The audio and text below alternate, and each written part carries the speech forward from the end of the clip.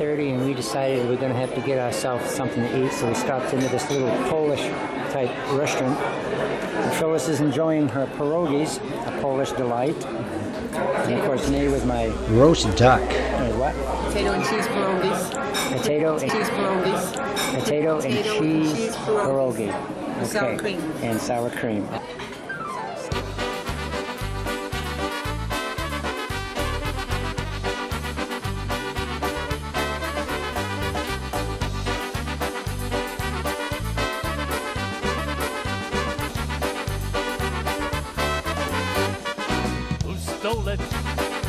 Who stole my kishka?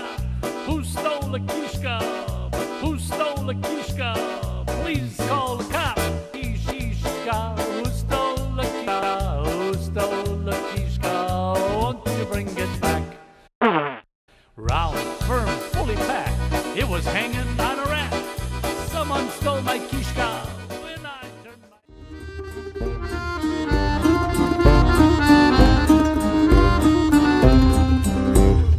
Czerwonem zasiała, a modre ni wesło, niezie moja mama, niezie moja mama, do kogo mnie tęskno. Niezie moja mama, niezie moja mama.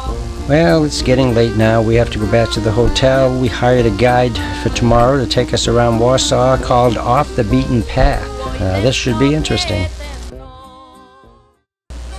We met this gentleman early in the morning, and we just couldn't help but to stop, listen, and tip while he played his music.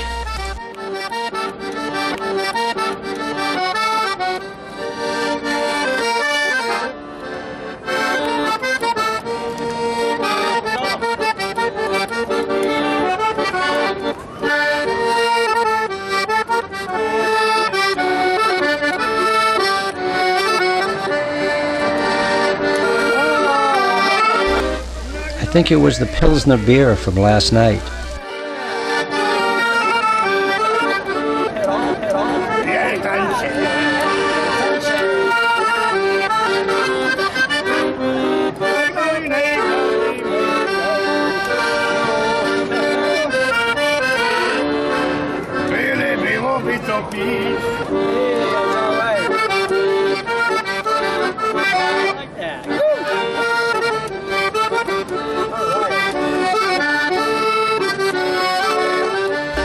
Now that we've seen Warsaw's tourist attractions, it's time to get off the beaten path.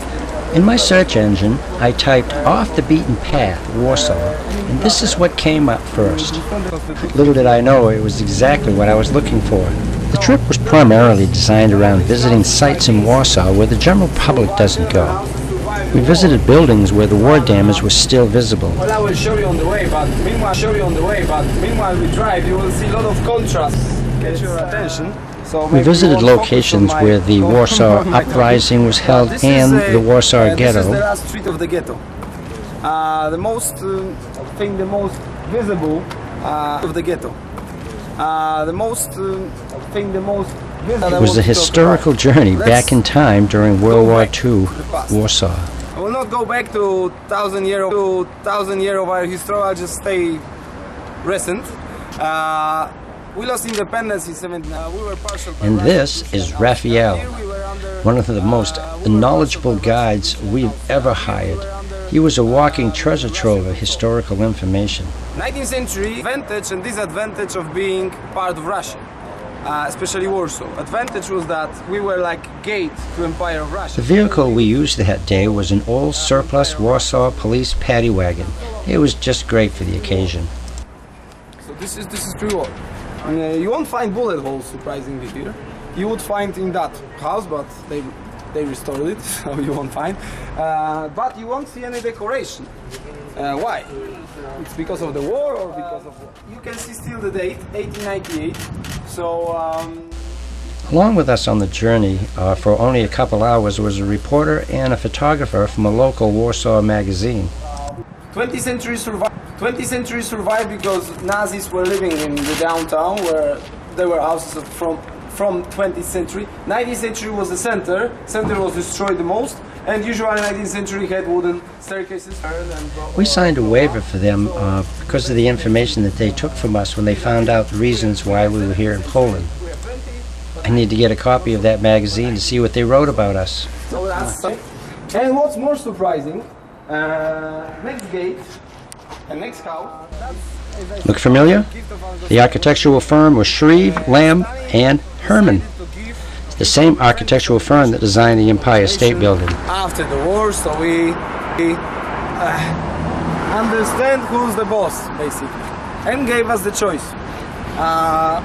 Asking, do you want skyscraper or do you want subway? Or even we could get residential area. So our communists, Polish communists said, Uncle Stalin, subway we can build by ourselves. Give us this. Subway we still built. Over there we passed subway construction, so we should choose something else, but we chose this.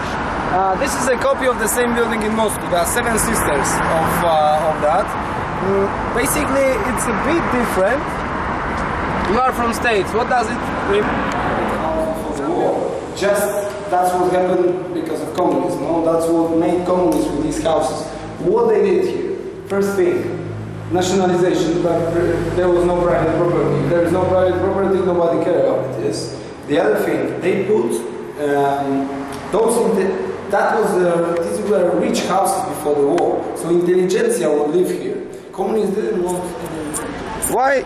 Come on, it's Polish unique. ladies.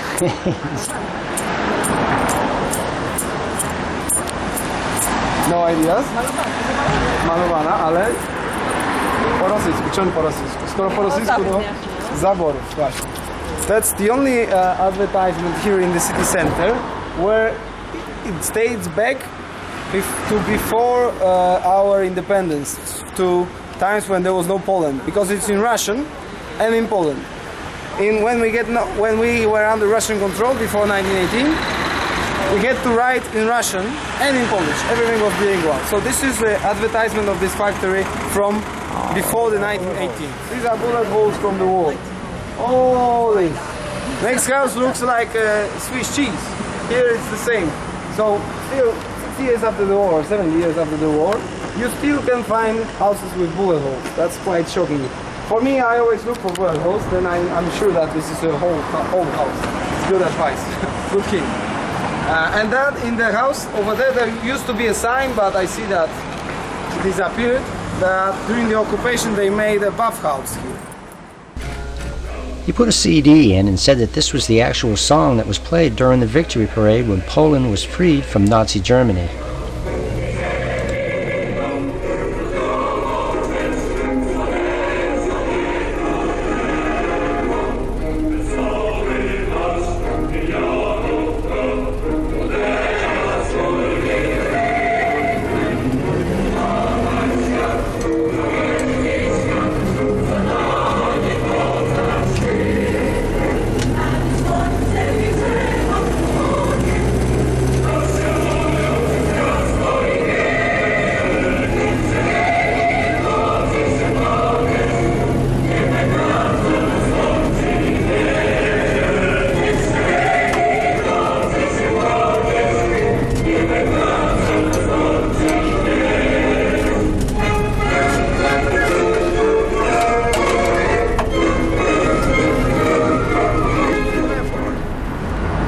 Sculptures of workers show power of working class.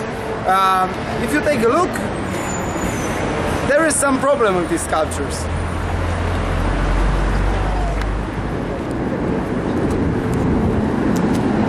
Name of this architect was Stefan Schiller, one of the best architects in this period, beginning of 20th century. Surprisingly, this complex survived the war without destruction. Well, it was burned, but that's all. You can see basically symbols of studies, of work, allegories of wisdom, of knowledge. That was the way of basically showing, doing the architecture in the beginning of 20th century. But outside it's not so crazy, it's not so amazing. Let's go inside. There seemed to be an awful loud roar coming from somewhere in here.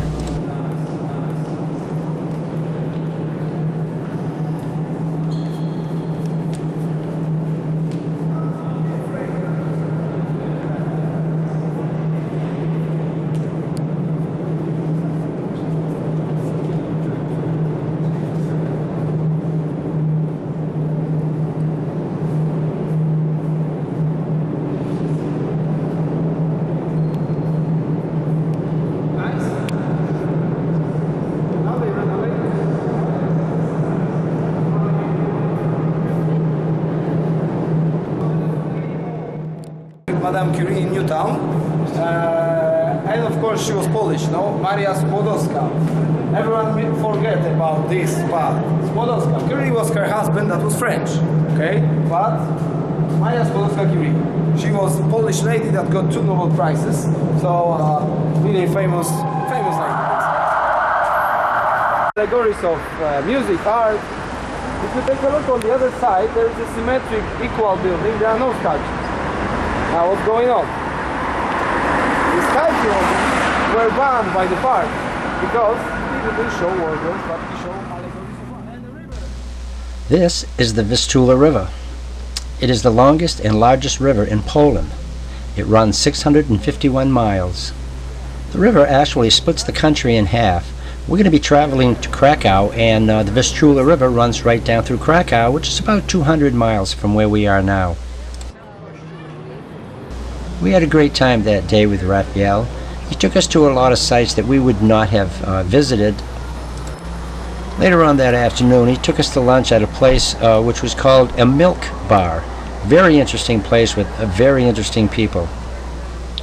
This is the monument of Prince Joseph Antoni Poniatowski. He was a Polish leader, general, minister of war, and army chief who became Marshal of the Empire.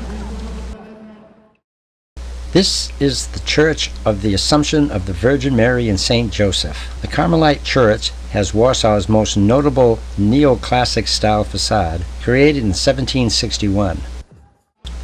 The next morning we got up bright and early and discovered that they were having a pro cycling race downtown Warsaw.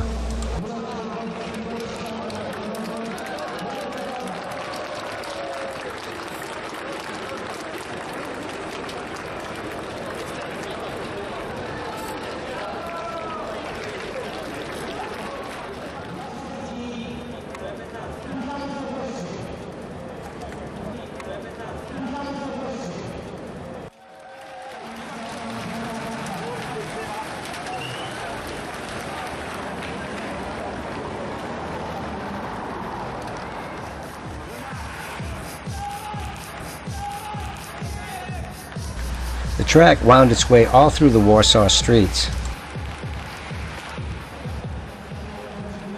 So while walking around Warsaw, we seemed to continually run into a street where the bicycles were running.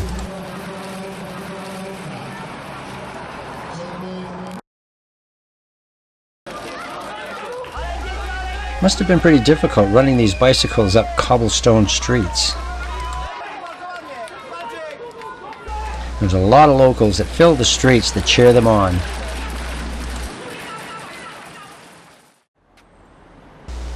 And on our way back to the hotel, we just had to stop and look at this Volkswagen taxi.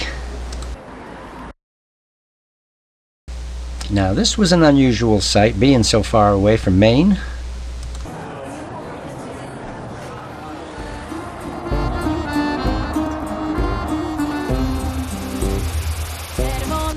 It's late in the afternoon again, and on our way back to the hotel, we just couldn't help but to pass through our favorite park.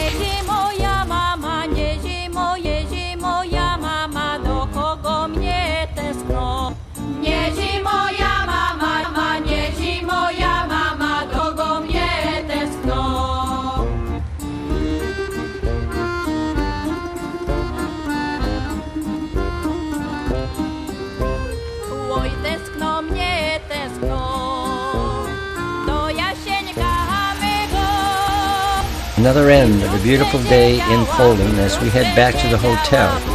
We have another full day in Warsaw tomorrow before we jump on a train and head a couple hundred miles south to Krakow, which is Poland's second largest city. So join us there also on part 4. Thank you very much.